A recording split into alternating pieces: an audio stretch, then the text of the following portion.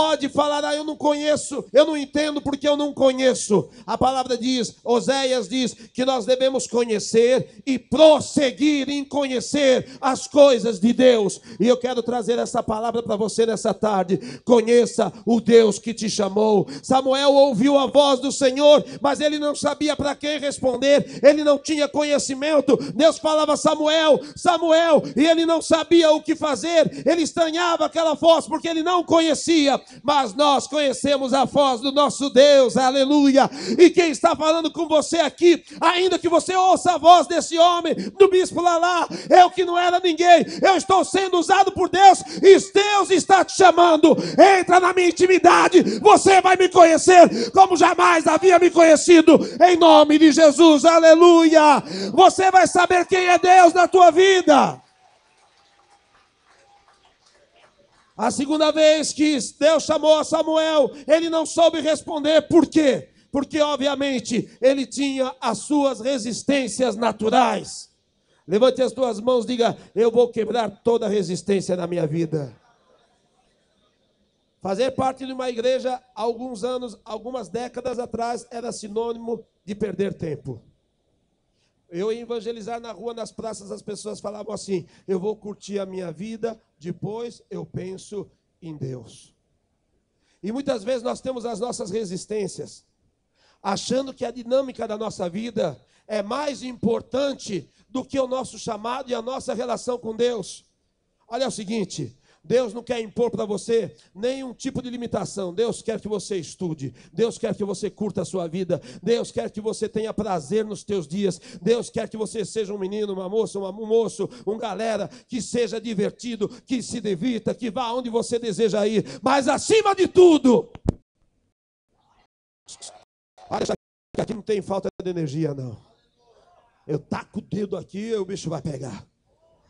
Mas acima de tudo, o prazer da tua vida é você deixar Deus conduzir a tua história. Levante as tuas mãos e diga, Deus vai conduzir a minha história. Samuel, ele não sabia exatamente o que ia acontecer com a vida dele.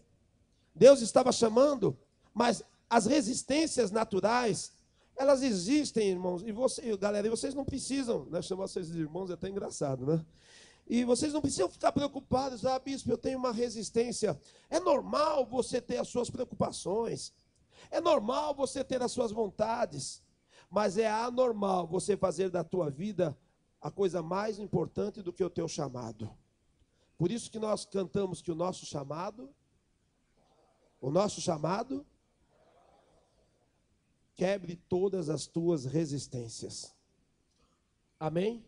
Se abra para Deus. Abra o teu coração. Abra o teu entendimento. A história mais fantástica que você pode permitir-se na tua vida é você deixar Deus controlar a tua história.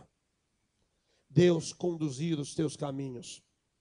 Eu sempre falo nas vigílias ou nas oportunidades que eu tenho com vocês, da onde eu vim. Eu vim de um bairro, né, de operários, um bairro lá na Vila Maria, não sei quem conhece, na Zona Norte, perto da Parada Inglesa. E eu venho de uma família onde, por mais que lá em casa houvesse aparelhos, televisores, papai e mamãe, eles gostavam de ficar juntos. E, consequentemente, tiveram 11 filhos. Lá em casa nós somos em 11. E o meu pai trabalhava e estudava de madrugada, de noite. E era uma vida muito difícil, porque para sustentar 11 filhos, gente, olha, imagina a bagaça. E o negócio era feio. E a perspectiva que as pessoas nos davam eram as menores.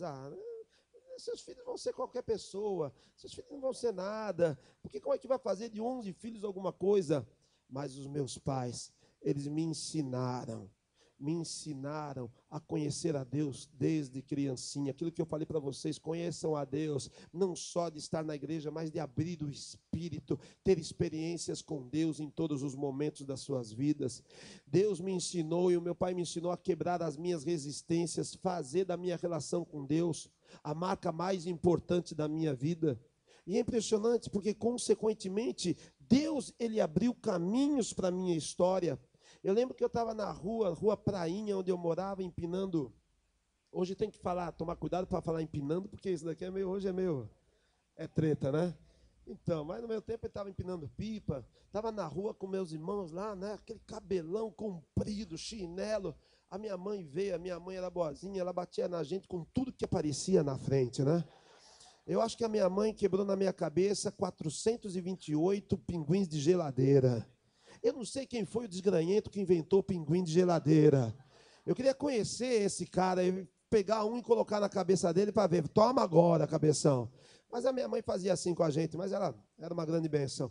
E ela quebrou a linha do meu pipo e falou assim: Lala, seu vagabundo, vai tirar a carteira profissional e vai trabalhar, seu moleque. E eu, naquele momento, eu criei umas resistências. Eu falei, eu estou brincando, estou me divertindo, estou curtindo. Mas naquele momento eu peguei e obedeci. Eu peguei, tirei a minha carteira, fui até a rua São Bento, lá no centro, entrei no RH de um banco, Banco Boa Vista, preenchi uma ficha e no outro dia, na segunda-feira, me chamaram para trabalhar na área de corretora e setor de open market, como office boy. Quem aqui já foi office boy? É um barato, né? As atividades, os compromissos de um office boy são bastante interessantes. Nós precisávamos, naquele tempo, descer pela porta de trás do ônibus, jogar pibolim, que é bibolim não, jogar fliperama. Era isso que o office boy fazia. Mas eu aprendi a trabalhar e eu não fazia essas coisas, só às vezes.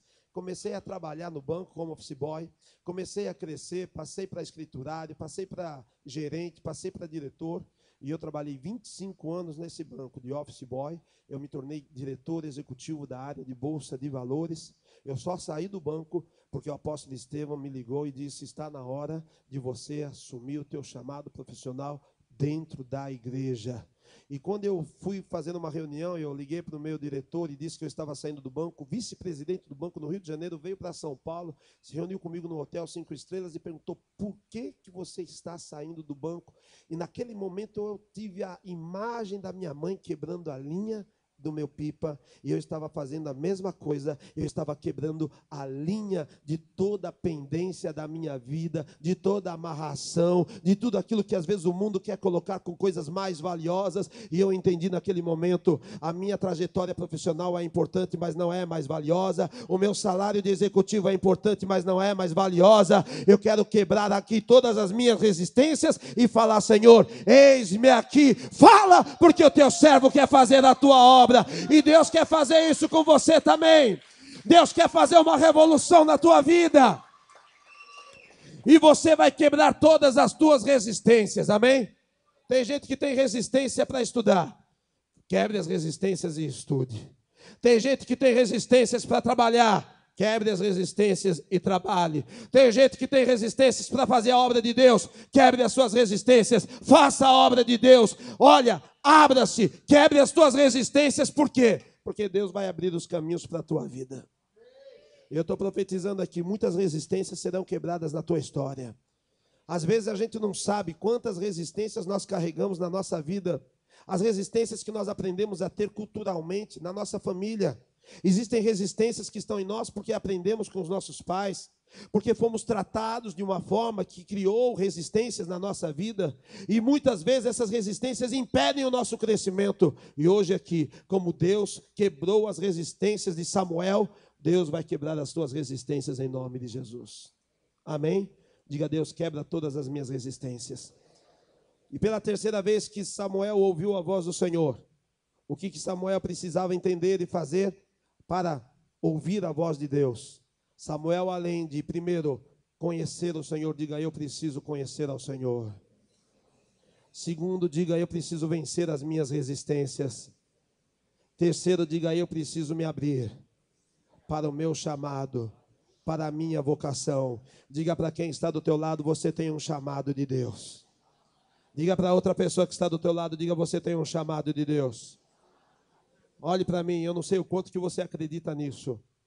Preste atenção. Eu não sei o quanto que você acredita nisso. Talvez você mesmo olhe para você e por causa das resistências você fale: mas Deus, quem sou eu? Que chamado é isso que Deus tem para a minha vida?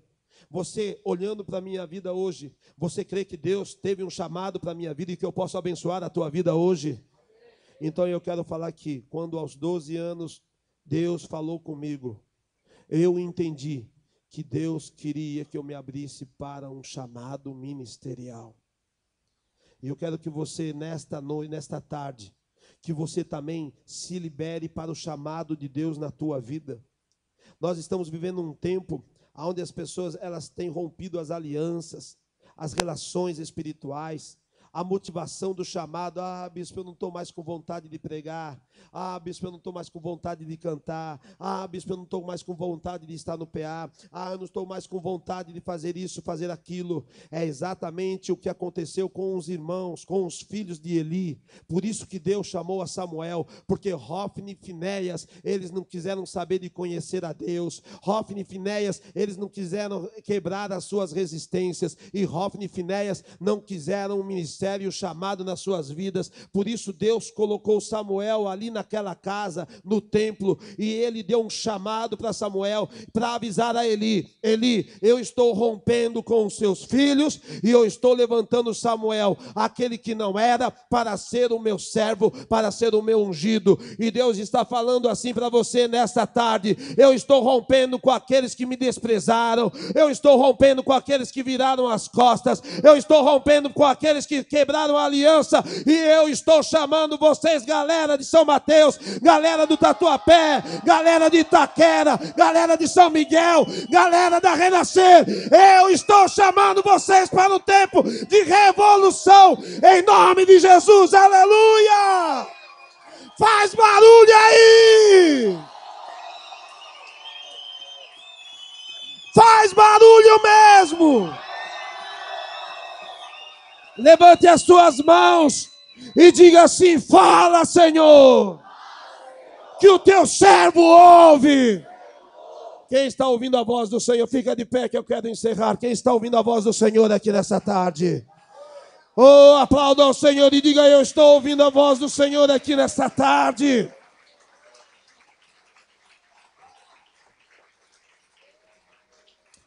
Oh, aleluia.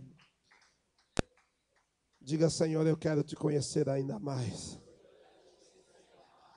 Vocês vão ter as maiores experiências com Deus a partir de hoje. Eu lembro que um dia eu estava na porta da minha igreja, e nós estávamos saindo para fazer um evangelismo numa praça. E nós estávamos ali com 2 carros, um Opala, um Corcelzinho 73 que eu tinha. E nós colocamos todas as caixas de som no porta-mala, e nós fechamos. E era uma motivação maravilhosa de pregar o evangelho. Eu tinha 17 para 18 anos. E nós estávamos saindo para ir ali numa praça local. Quando de repente alguém veio e falou assim: lá, olha, nós colocamos a maioria das caixas de som no Opala e fecharam o porta-mala com a chave lá dentro. E aquelas preocupações, às vezes, né, da galera, do jovem, dos adolescentes, que às vezes não tem uma experiência com Deus, e vieram falar para mim: lá, o que a gente vai fazer? Eu falei: nós não vamos fazer nada, quem vai fazer é Deus. E eu lembro como se fosse hoje, eu peguei o molho das minhas chaves que eu estava no bolso do carro, eu tinha um Corcel, o carro era Opala, e eu peguei uma chave qualquer e eu falei: Senhor, essa chave vai abrir esse porta-mala, porque ninguém vai poder impedir a obra que o Senhor colocou nas nossas mãos. E eu estava com algumas pessoas do meu lado, e eles olharam para mim, e eles tinham um sentimento de que Deus ia fazer aquele milagre. E eu saí, eu peguei aquela chave, e eu coloquei no local do opalão, e eu peguei e eu virei. Imediatamente aquela porta-mala abriu. Se ele estava com defeito, qualquer chave abria, eu não sei. Se a minha chave era uma chave micha de ladrão, eu também não sei. Mas eu sei que eu tive experiências com Deus na minha vida. Um dia eu estava saindo da igreja que eu frequentava, e eu estava indo por um caminho, e o Espírito Santo falou: lá, muda o caminho, vai pelo escadão. Sabe quando você mora assim em bairros que tem declives e tem escadão que você, sempre usa para cortar caminho e tal? E eu estava indo pela rua, Deus falou: vai pelo escadão. E eu falei: mas Deus, por que pelo escadão? Ouvir a voz já é estranho, falar com a voz ainda é mais estranho ainda, e questionar a voz então é a coisa mais louca. Mas eu falei: por que pelo escadão? Porque quando você descer o escadão e você estiver mais ou menos lá embaixo, você vai encontrar com 2 amigos seus da escola. E você vai convidá-los para vir à igreja à noite. Eles vão vir e vão entregar suas vidas para Jesus Cristo. Eu falei, pirei. Com 14, 15 anos, falei, pirei. Que loucura é essa? Mas eu peguei e eu desci o escadão.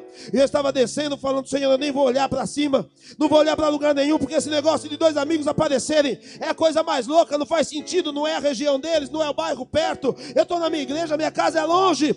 E eu estava descendo, peguei a rua que Deus havia me mostrado, e eu comecei a andar, levantei a minha cabeça, quando eu vi lá no final da rua, 2 jovens andando, e vindo, eu falei, Senhor, o que é isso? Quando eu estava chegando perto, lá de baixo, eles falaram,